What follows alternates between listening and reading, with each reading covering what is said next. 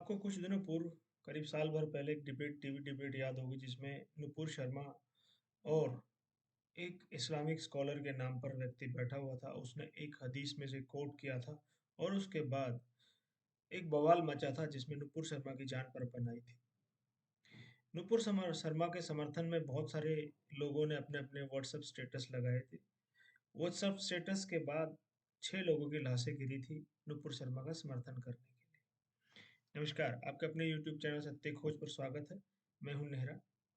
आज प्रधानमंत्री ने चित्तौड़गढ़ में सावलिया सेठ के यहाँ मंदिर में, बहुत फेमस मंदिर, वहाँ पूजा की। उसके बाद एक जनसभा को संबोधित किया। जनसभा को संबोधित करते हुए कहा कि गला काटने वाले के बारे में उन्होंने कहा और इससे स्पष्ट हो गया कि उन्होंने उदयपुर में जो घटना हुई उसके बाद जो 6 लाशें गिरी उन लाशों के बारे में जिक्र किया, सनातन धर्म की रक्षा के बारे में बातें किया और उन्होंने आज सीधे सीधे नुपुर शर्मा का साथ दिया।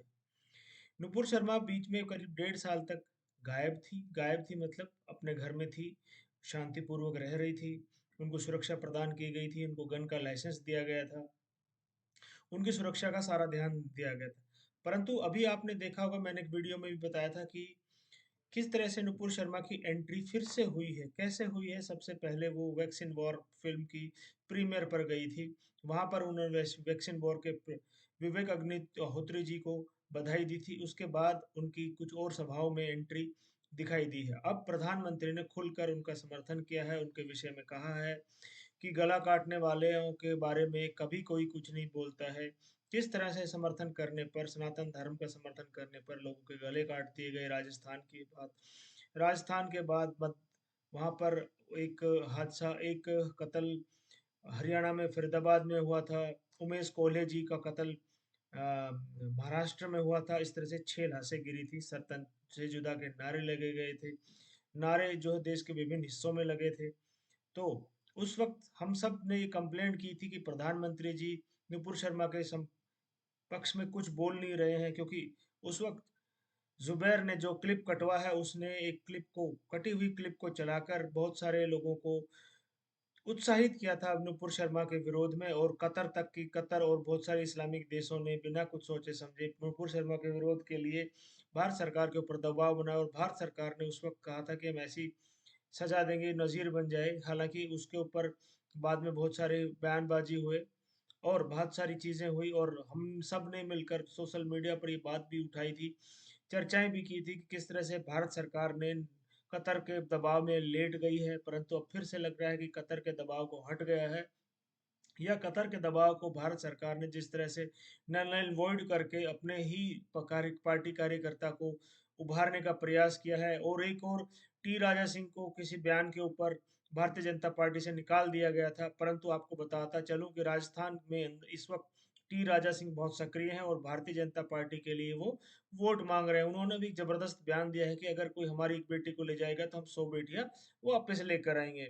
इसके ऊपर भी क्लिप कटवा जुबैर जो है शोर मचा रहा था कि ये हेट स्पीच है, हेट स्पीच है। परंतु क्लिप क्लिप कटवा जुबैर, जब पंचर वाला जुबैर झबरा जो है सबसे ज्यादा जो हेट फैलाता है। अब क्या प्रधानमंत्री के ऊपर भी एलिगेशन लगाएगा कि ये हेट फैला रहे हैं, हेट मॉन्गरिंग कर रहे हैं। देखिए किस करवट ऊँट बैठता है। परंतु नुपुर शर्मा के पक्ष में प्रधानमंत्री ने खड़े होकर ये साबित कर दिया कि देर आए दुरुस्त आए। प्रधानमंत्री ने अपने कार्यकर्ता की सुध ली है और नुपुर शर्मा जैसे प्रखर वक्ता के पक्ष में खड़े होकर उन्होंने संदेश दिया है कि अब किसी पार्टी कार्यकर्ता को छोड़ा नहीं जाएगा, सनातन धर्मी को छोड़ा नहीं जाएगा।